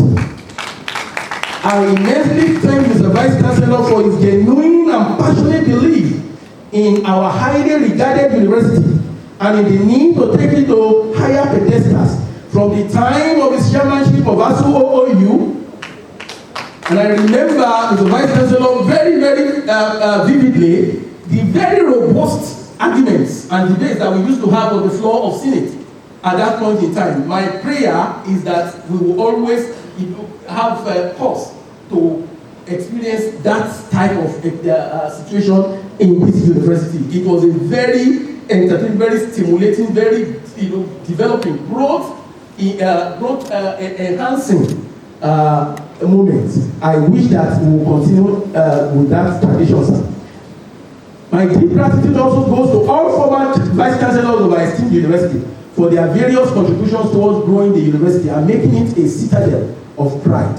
My special gratitude, however, goes to two former vice chancellors of our university, Professor Afolabi Shoyode, who drilled me almost endlessly at the interview for my appointment as senior lecturer. I thank him profusely for his kind and inspiring words during and after that interview. And Professor Saburi Adejimi Adesoya, whom I worked closely with during my tenure as Dean of the Faculty of Law, and during which I closely monitored how he navigated the fortunes of our university from great turbulence and peril onto the path of stability and continuing progress. I thank Professor Adesoya further for being an unparalleled role model and icon from whom I learned great lessons in leadership and continue to modulate my various life involvements. I thank the incumbent Dean of the Faculty of Law, Dr. Mujaid and all former Deans of the Faculty of Law for all their efforts at positioning our dear faculty towards being the numero uno Faculty of Law in Nigeria and beyond. In particular, however, my gratitude goes to Professors Doris Helen Afechuku, Mojisola Oluyemisi Ogungbe, Justus Ayodele Shokefun, and Folarin Shilon for their various impacts on my career progression. All my colleagues, teaching and non-teaching at the Faculty of Law, as well as their spouses, Alaji Kolawole and Alaji Ayole are somewhere in the audience.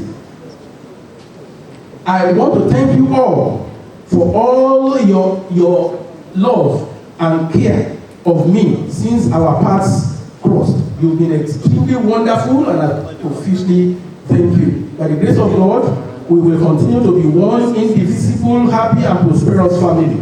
I thank the totality of my Babcock University family, from the Vice Chancellor, Professor Ademola Stephen Tayo, who has been my mentor and guide since 2008 when our paths crossed, up till today. My immense thanks go to the Provost of the School of Law and Security Studies, Babcock University, Professor Pius Oladi Jolarewaju, and all my brother professors and other colleagues in that school and university for all their kindness at all times.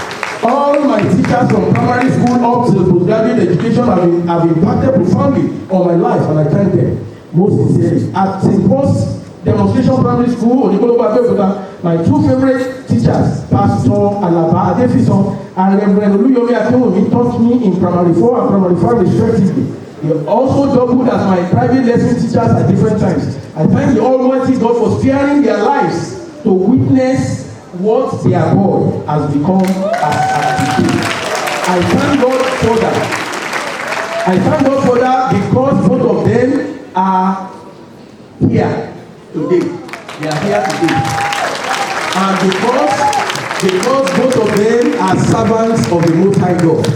At the prestigious Baptist Boys High School, Mr. Vice Chancellor, sir, my two favorite teachers were Professor Babatunde Badiu and Ide Taiwo. I'm sure that would surprise a lot of people in this community.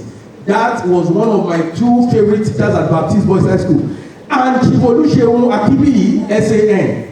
Informally, both of them taught me panache, courage, gentlemanliness, as well as the virtue of hard work. I'm not going to tell this audience the nickname that we used to call the Learned Silk, because her leadership is here. I wouldn't want her to hear. But suffice to say that Learned Silk impacted tremendously upon my life, and I still remember that impact till tomorrow. I especially thank all my teachers, both at first and postgraduate degree levels at the Great University of Lagos, many of who are present here. Emeritus Professor Isaac Oluwole Agbede, Professor Emmanuel Oladimeji Akanki, they are here. Professor Johnson Olabosipo Adifolaje, His Excellency Professor Oluyemi Oshibadu SNGCON, past Vice President of the Federal Republic of Nigeria, Professor Momodu Kazim Momodu, Professor Peter Kedinga Fogam, Professor Chioma Kano Adomo, Professor Taiwo Oshipeto SAN, Professor Ayodele Atsenwa, and Professor Adedokun Adeyemi of blessed memory. Mr. Vice Chancellor, sir, permit me, however, to single out for thorough celebration and immense gratitude Professor Johnson Olabosipo Adifolaje, who unarguably is the teacher that has made the single most profound impact upon my life and career. Foremost Professor of Law, I can never thank you enough. Mr. Vice Chancellor, sir, I have elders and brothers and sisters across virtually all faculties of law in Nigeria, too innumerable to mention. And I thank them all for their undying love and kindness. Again, Mr. Vice Chancellor, sir, Kindly permit me to single out for mention and immense gratitude to the following Professor Imran Oluwole Smith is right there. He was one of the people who has come, earliest to this occasion today. And Professor Mohammed Taufik Abdurazak, learned senior advocate of Nigeria. The Vice Chancellor, sir, I thank all their lordships and their ladyships, their worships and their honors here present for their kindness in honoring me with their distinguished presence. Despite their extremely tight schedules, a lot of my lords and ladies are here. I really thank you despite your tight schedules. I'm indeed extremely grateful to 4 of our very revered honorable judges who even produced souvenirs in commemoration of this lecture. I'm totally humbled by their lordship's kindness and incomparable show of love and affection. That noble gesture of their lordships, Mr. Vice Chancellor, sir, will remain indelible in my memory forever.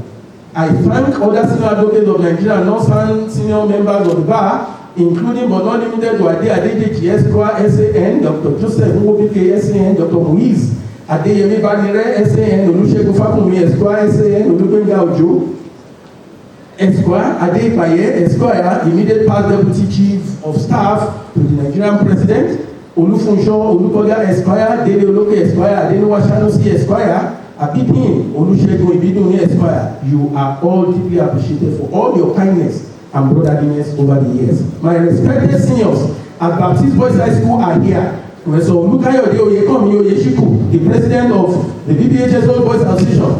Elder Olushola Adeyemi, former head of service of Ogun State. Venerable Olushola Ladipo Ajayi, former managing director of Lasako Assurance PLC, who likely influenced my choice of BBHS as my secondary school. Professor Abiodun Adebowale Ojo and Professor Alfred Olufemi Fatale, both of Taishola and University of Education. I thank them most profusely for being profound guiding lights and mentors. All my classmates at Baptist Boys High School, they are here in their car. Thank you very much. I thank you very much for your love and brotherliness over the years. I thank the present, the current students of Baptist Boys High School who are here on our mentoring, Baptist Boys High School mentoring initiative. God bless you in Jesus' name. All my classmates at the University of Lagos and the Nigerian Law School, I thank you all for being great brothers and sisters. I thank especially His Lordship, Honorable Justice for Chief Oladimiji Ishola, who was my closest friend at the University of Lagos and the best man at my wedding some 29 and a half years ago. I thank him for always believing in me and urging me on at all times. His Lordship, you will continue to be deeply appreciated.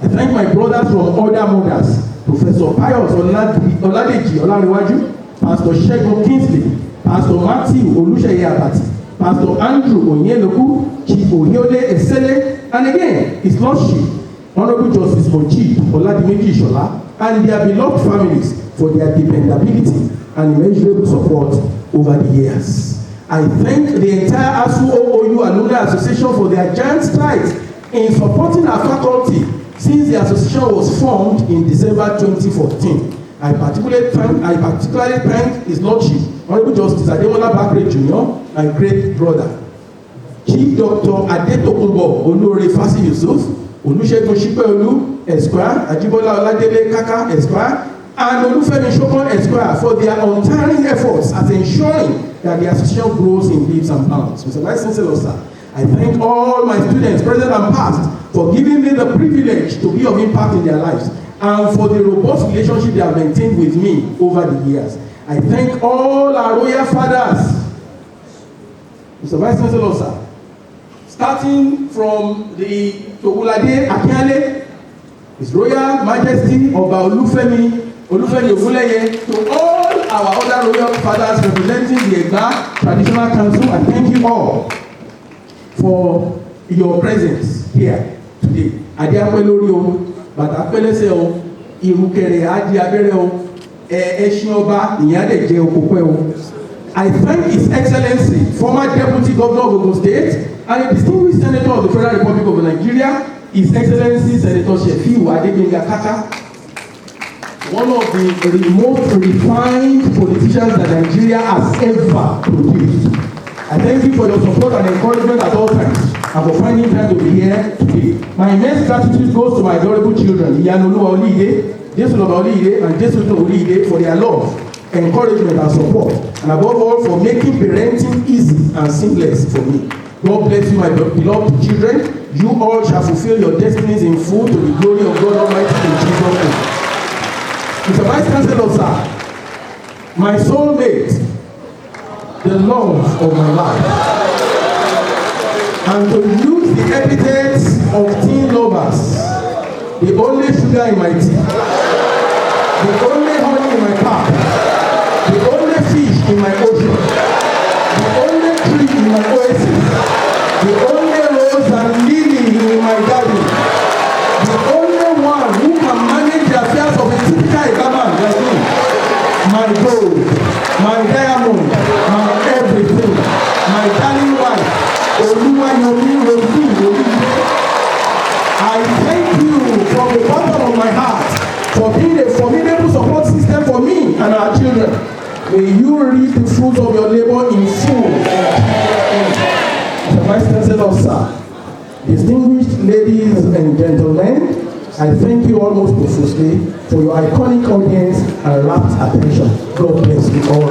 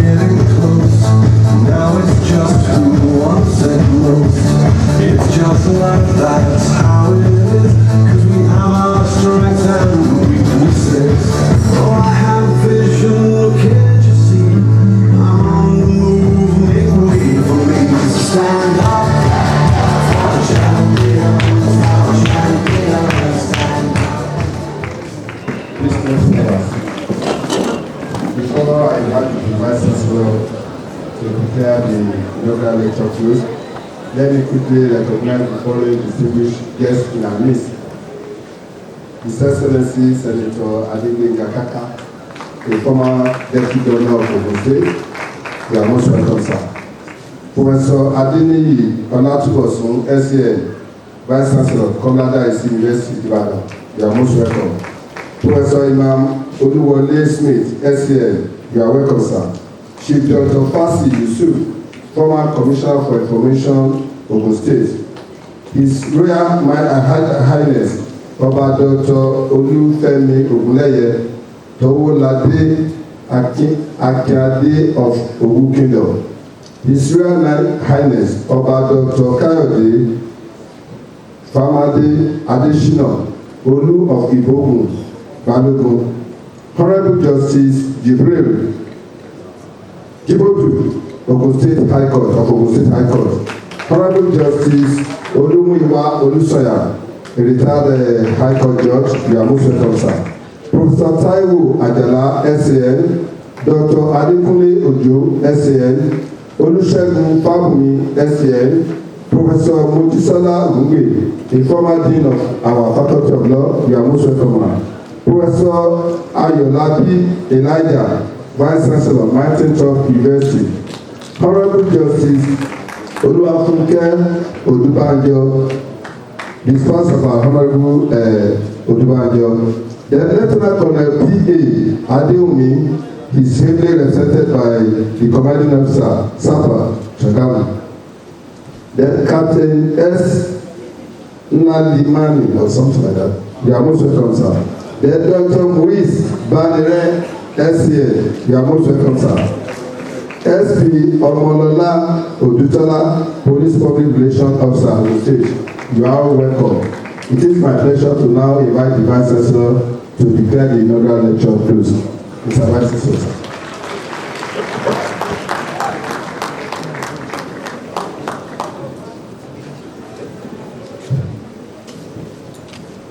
Ladies and gentlemen, it has been an interesting occasion today. When we spend more than necessary time, but people are not tired. The inaugural lecture of today, we have added another lexicon to my own diary. So let me put it this way: my Lord and my ladyship. So I had that one today. And my worship. I also want to say that when you have two lawyers speaking on the same topic, their views are usually different and far apart. And so, until we have another lawyer to counter what an inaugural lecturer today has spoken about, but I want to say that it's not talking about the personality of Mr. Mefele, is only talking about the office and the position of CBN governor. So let us get it clear so that people don't think that it's biased against that individual. The principal officer of the university, provost deans, members of Senate, my Lord and ladyship, worship, Cavities,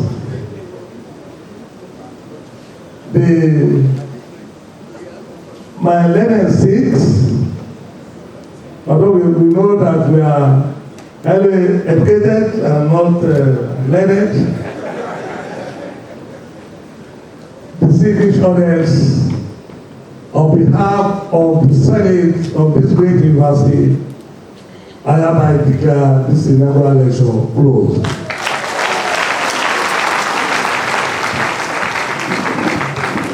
Very much. I will now rise as the academic procession move out of this hall in a reverse order to be led by the Vice Chancellor of the State University, followed by the inaugurated lecturer or professorial lecturer today. Thank you very much. Can we give them a round of applause? Thank you very much. Like I mentioned earlier, the young Vice Chancellor Administration, Professor Charles Olusesan Adekoya, is following the young Vice Chancellor Academy. Thank you very much. Thank you for coming, and wish you journey messages back to your various destinations. The family of the inaugural lecturer will now join the procession. Thank you very much.